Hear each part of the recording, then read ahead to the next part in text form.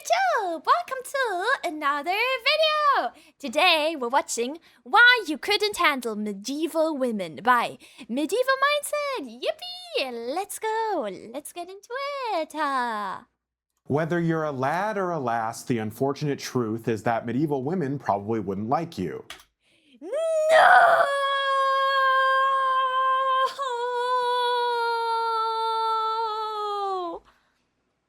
It's so over for us. In fact, medieval people in general would be offended by your very presence, and if What? that makes you curious, then this is the video for you.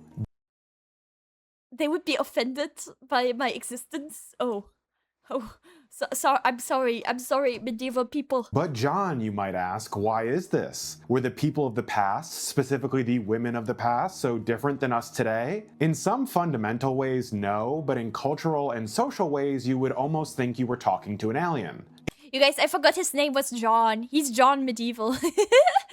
In this video, we'll dive into the emotionally charged, deeply religious world of late medieval women. We'll learn all about what chivalry was actually like and whether or not women even cared about it, and we'll discuss the massive differences between our modern conceptions of morality and what a Western European woman 600 years ago would have to say about them. So strap in and let's travel back through the centuries to find out what 14th and 15th century women thought of the world and why they'd probably look at you as nothing more than an annoyance. The Dutch I kind of thought they would have had less standards than today. You know what I mean? I don't know. Cultural historian Johan Huizinga argues in his book The Waning of the Middle Ages that late medieval society in Western Europe was defined by these extremely over-the-top displays of emotion. Huizinga wasn't right about everything, but there's still something to his argument if you know anything about medieval art or medieval religiosity. People back then were insanely intense in a way that you and I would have a difficult time wrapping our heads around. There are countless chronicles of medieval Catholic processions where all the townspeople in a French village or an English city would drape themselves in rags and walk barefoot for hours or even days, weeping and moaning as a local priest carried the Eucharist high over his head. Dude, they had temper. No? You can find similar accounts of priests giving sermons about Christ's passion and being so moved that they can't finish the sermon because they're crying so hard, and also because the audience is crying uncontrollably and in some cases even rushing the pulpit to try and touch the priest. You might not think this to be true, but a number of studies have shown that generally women in the society tend to be more religious than men, and even in the male-dominated Middle Ages we see Catholic women rising to prominence on the strength of their character, but also the strength of their faith. Joan of Arc is the most obvious example, with the vision she received as a simple peasant girl, and then the incredible military victories she achieved before being captured and burned to death. But the mystic Marjorie Kemp, who is a recurring character on this channel, is also part of this same class of medieval woman. She was known for her intense religiosity, how she would put herself through the most extreme deprivations in order to grow closer to Christ, how she would be physically attacked by Satan, and also hear the voice of God in her darkest hours. Marjorie was very well known during her lifetime, and her story survived as one of the first autobiographies in English. Even though medieval society was patriarchal and generally viewed women as second-class citizens, Catholicism sort of acted as the great equalizer. So, what does this mean for how medieval women would think of you? Well, for one, they'd probably think you're comparatively chill and laid-back, cool. Yeah, I'm a chill, laid back, Dude, this fucking meme, you guys, this meme made me so angry. This is like rage bait to me. Guys, I am so chill, right everyone? Right everyone? What was medieval times like? I was not alive, okay? I was not alive back then. Yes, Mip. Yes. Mip gets rage baited by a chill guy. Dude, look at his face.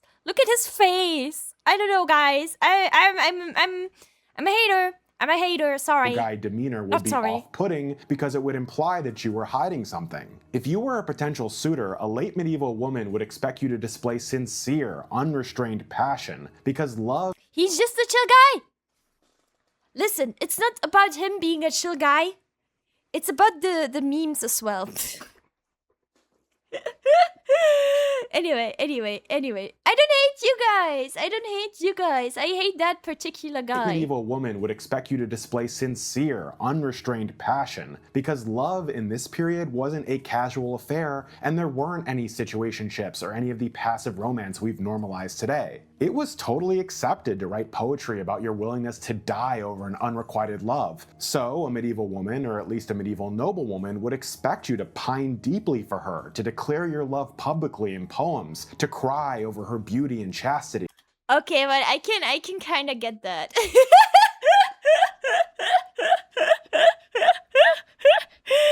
You guys. I mean, okay, wait. I don't know how to explain this. Yeah, it's like actual RIZZ. It's actual RIZZ. Like, I don't know.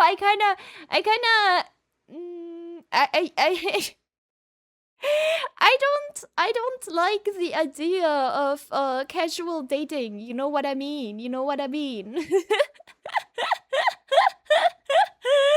I'm not a fan of poetry because I feel like that's like cringe, but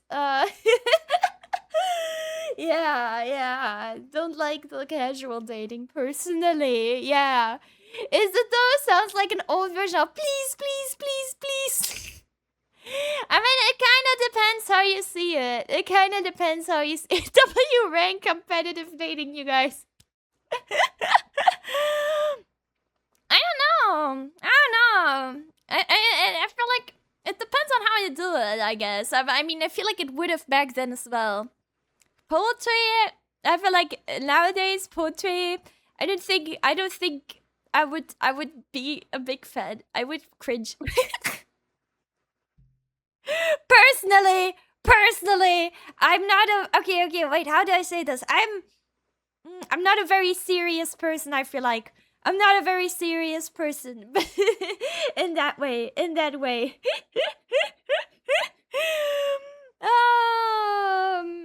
Yeah, I'm too silly for that. This kind of over-the-top sentiment was seen as a sign of true devotion, and if you weren't showing that, then chances are nobody would waste their time with you. So you did really have to be a simp, I guess. I guess you did really have to simp really like really hard. Hi. Okay, I see. Competitive yearning. Simp life, dude. They would be like, milady, I would,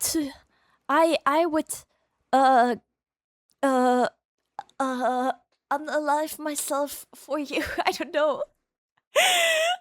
In Minecraft. To be honest, you should be simping over your partner. No, I think so too. But I feel like if you do it like all out in public, isn't that a bit? I don't know. I mean, okay, the way I imagine it. Okay, maybe we have different imaginations about this. But the way I imagine it is someone is in public and talks to a woman, and then like in public sings the like love song to her. Like just outside while other people are walking by. I don't know, man. I don't like that. I don't like that. Is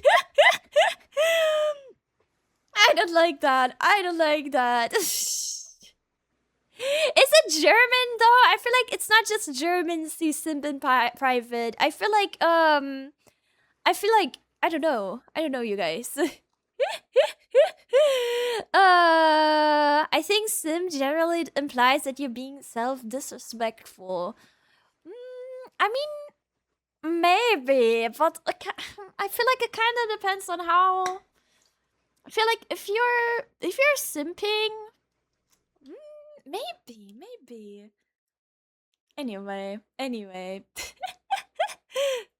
Oh shit. The obvious question here is, did women actually even want this, or was this just a figment of the male imagination that grew so strong it became sort of baked into social conventions? That's a tricky question to answer because most medieval writers were male, although we can look at one of the most famous and influential female writers of the period, Christine de Pizan. She was actually the first known woman in Europe to make a living solely off of her writing, and she publicly challenged the claims of a very popular romantic poem at the time called Roman de la Rose. The poem portrays women as crude, deceitful, sex-crazed wenches and attempts to reverse the high view of love that had become the norm in the late Middle Ages to instead view it from a more lustful, physical perspective. What the heck? What the heck? First ever woman, guys. First ever woman. I think people are whimsy enough to be super open about relationship in public. About their relationship in public. I guess it depends, you know? I guess it depends. Because, like, I think, yeah, like, what is it, you know? People holding hands in public is, like, fine, no? I mean, but then...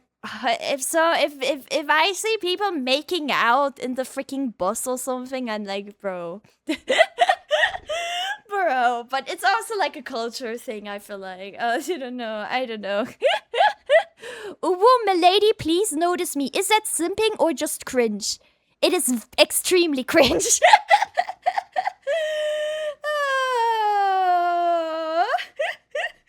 Christine basically stood on business and put her own reputation on the line to go against the ideas of the poem and say that women deserve to be treated with the utmost respect and that love should be a pure and selfless pursuit, which gives some credence to the idea that this was, at least in theory, what medieval women would have wanted or expected from a potential suitor. This brings us conveniently to the concept of chivalry, perhaps one of the most important components of the late medieval mindset, so let's dig in there to see what we can find. To all my fellas in the audience, you might be surprised to learn that chivalry wasn't really about you. It was actually about the fair lady you were pursuing, and let me explain what I mean by that. For the noble men and women of the late Middle Ages, chivalry had gone from this high-minded literary concept to something that was actually a big part of how they saw the world. The Burgundian Duke Philip the Bold would have his servants read aloud the deeds of heroic men of history while he got dressed in the morning. Dude.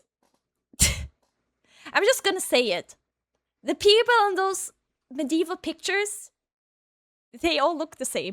So he can make sure to imitate their chivalrous attitudes as he went about his day. Chivalry turned into a kind of social performance with rules and expectations where the man's role was to prove his virtue and devotion in these increasingly elaborate ways. It got to the point where no act of obedience or humiliation was off limits if a knight was doing it in honor of his lady. One of the most famous examples of this comes from the Arthurian romance of Lancelot and Guinevere, and let's keep in mind that Arthurian legends were a cornerstone of the high and late medieval imagination. Sir Lancelot, who was this paragon of the chivalric lover, proves his loyalty to his beloved by riding in a criminal's cart, which was a pretty crazy public humiliation considering his noble status, because the queen's honor and rescue demanded it. So we might imagine from our medieval ideas of knights in glorious armor and their battlefield bravado that the Middle Ages were all about machismo, but by the 14th and 15th centuries, a man's worthiness in love was proven by self-sacrifice and ritual submission. Our modern approach to dating, which you probably know tends to revolve around casual, mutual interactions like, I don't know, a coffee date or meeting up for some activity, would seem shockingly selfish and disrespectful to a medieval noblewoman. Again,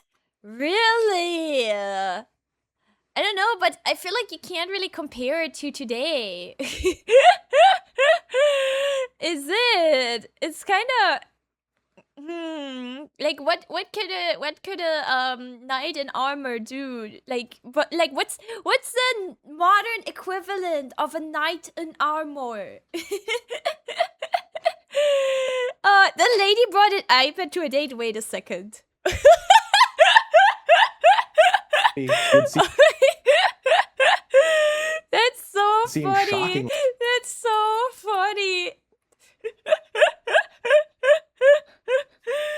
Reddit mod? Oh no. Oh no. Oh.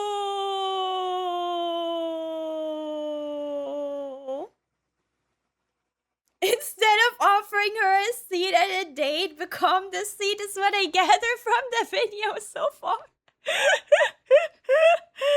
I don't know, you guys. I like mutual respect.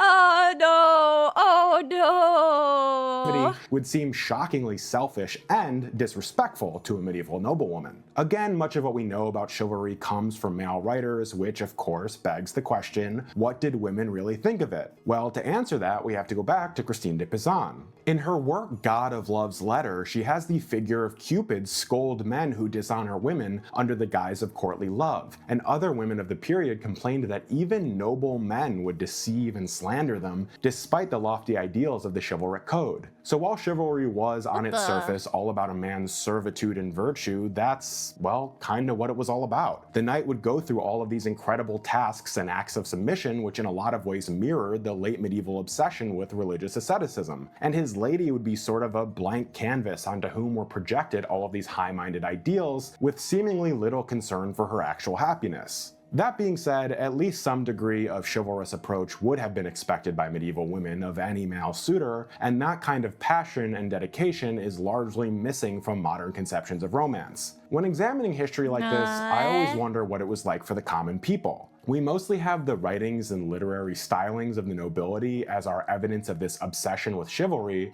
Dude, his teeth are so white. Chat, I'm sorry. I was thinking about it the entire video. It's a good thing. It's a good thing, but, you know, I noticed it. Okay, anyway. Yeah, his eyes are very blue and his teeth are white.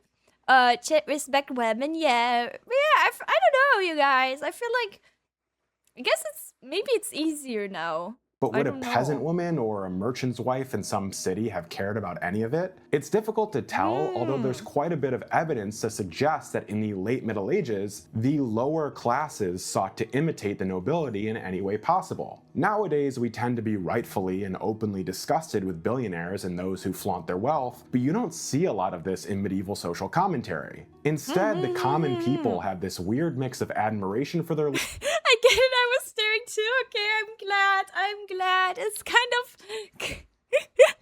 God damn it.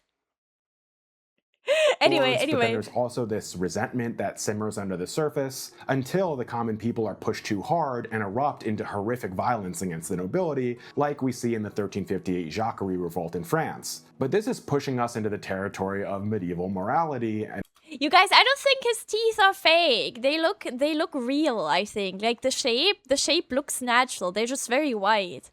But I don't... God damn it. I think it's the lighting. I think it's the lighting properly. Yeah. Anyway, that's not the point of the video. But... Yeah, right? They look natural. Jacquerie revolt in France. But this is pushing us into the territory of medieval morality and what a medieval woman might actually be like if you were to engage her in casual conversation. I've already painted the picture for you of late medieval Christendom, which was totally saturated with the themes of medieval Catholicism in pretty much every aspect of everyday life. This fucking building's so pretty. Random ass medieval building. Interestingly, Johann Huizinga makes the claim that this was a two-way street. In some ways, it elevated the day-to-day grind of life to a holier status. Oh my God. But in other ways, it actually dragged the holy down to the level of the vulgar and mundane. But the general attitude... Stop!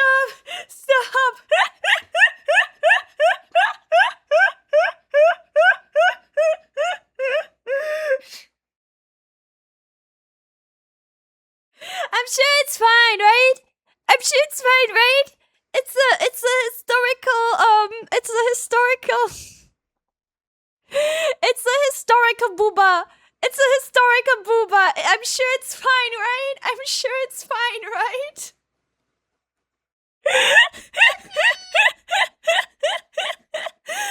Oh no! I love your laugh so much. Thank you. Of a late medieval woman would have been fixed on chastity, piety, and maintaining their reputation. This wasn't just an expectation that men put on women, it was an expectation that women very much had of men. A man who failed to live up to the religious standards of the day wouldn't have just been thought of as personally corrupt and not an ideal partner, he would have been seen as dishonorable and even a threat to the community. A lot of our modern habits, Aw. including many of which you've surely participated in today, would absolutely horrify a medieval woman. Use of profane language, indulgence in sexual imagery, a casual or non-existent approach to religious duties. These all would have been a death sentence to your reputation in the late Middle Ages. Medieval society was Dude. I think wait. What did he list? These all would have been a death sentence. Imagery, horrify a medieval woman. Use of profane language. Use of profane language? Okay, I say fucking shit like every second sentence. Indulgence in sexual imagery, a casual or non-existent approach to religious duties. These all would have been a death sentence to your reputation in the late Middle Ages.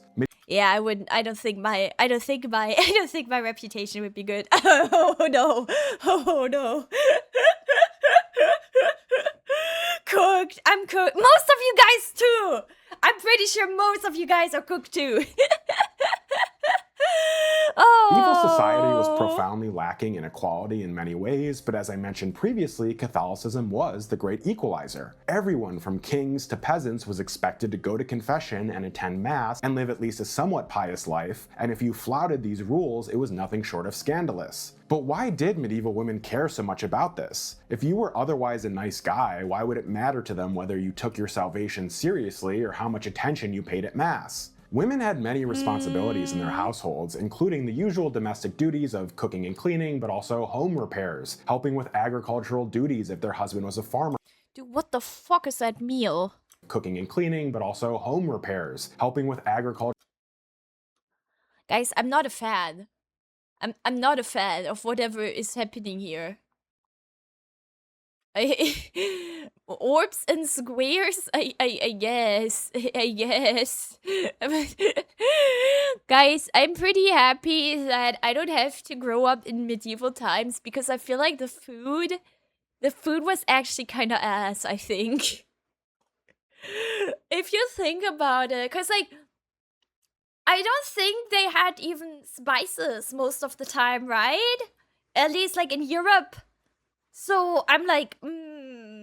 Yeah, in Europe, I feel like it was ass. Maybe in other countries, it was better. But, yeah. Oh no! Oh no! Duties if their husband was a farmer, and even because spices were expensive. But like, that's sad. That's sad. I don't want to eat a meal without spices or without flavor. Says me, by the way, who likes to eat plain bread with butter. But you know, even that, maybe I feel like maybe I could have eaten that back then. Yeah.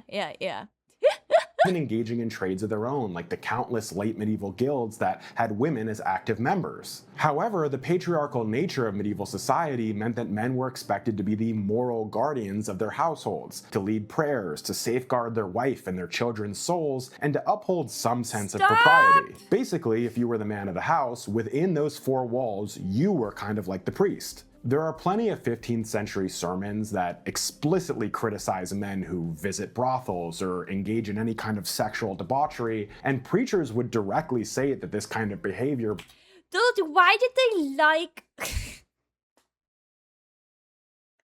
God damn it. I mean, this video is on YouTube, so I think it's fine. But... Gosh darn it.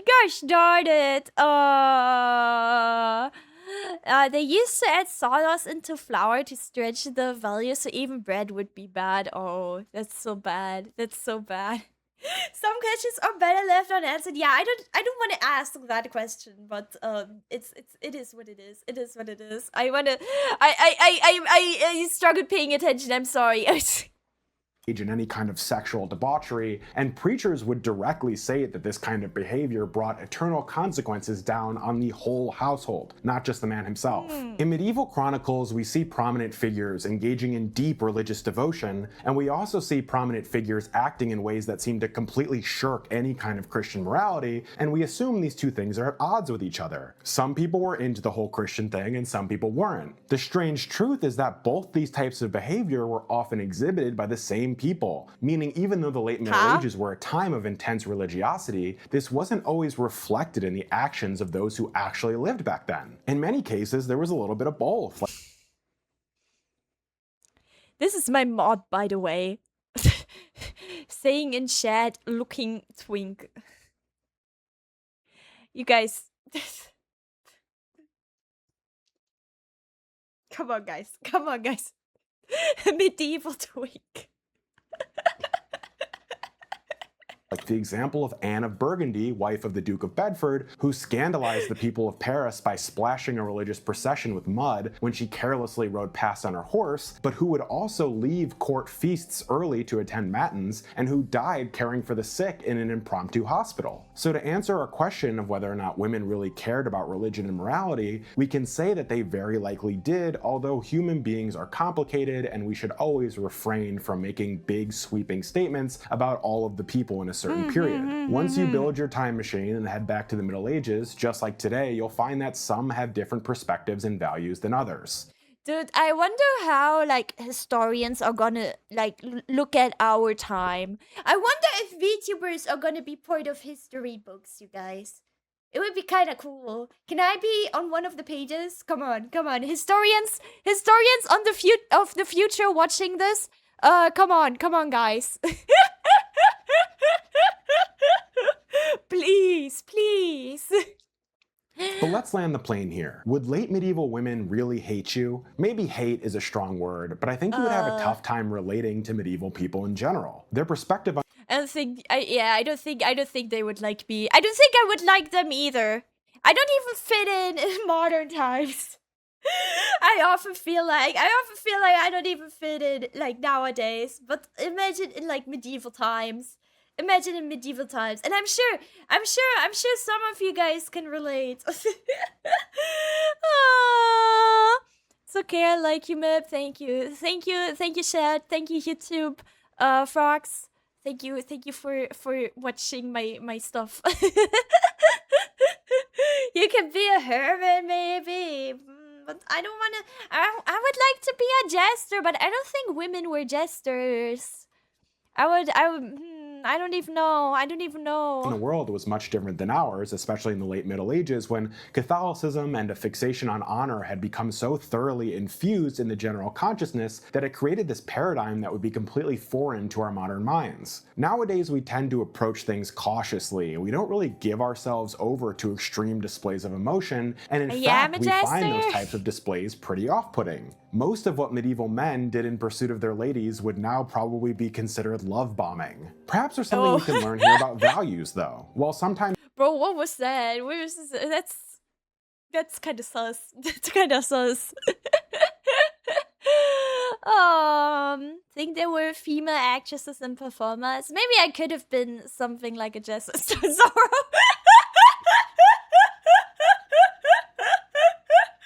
Okay, sorry, no, I wasn't. Okay, sorry, I was insulting Zorro. will we be considered love bombing? Perhaps there's something we can learn here about values, though. While sometimes certain concepts were taken too far in the Middle Ages, like the obsession with chivalry turning into a sort of overwhelming personal pride that bled into international relations, there's something admirable about how seriously they took the world around them. Too often now we're concerned about trying too hard, about our behavior being cringeworthy or our interests being too earnest. I think we need to take a page from our medieval ancestors and fully engage with life on life's terms and hurl ourselves at it. Okay, so what you're telling me? I should be more of a VTuber. I should be proud.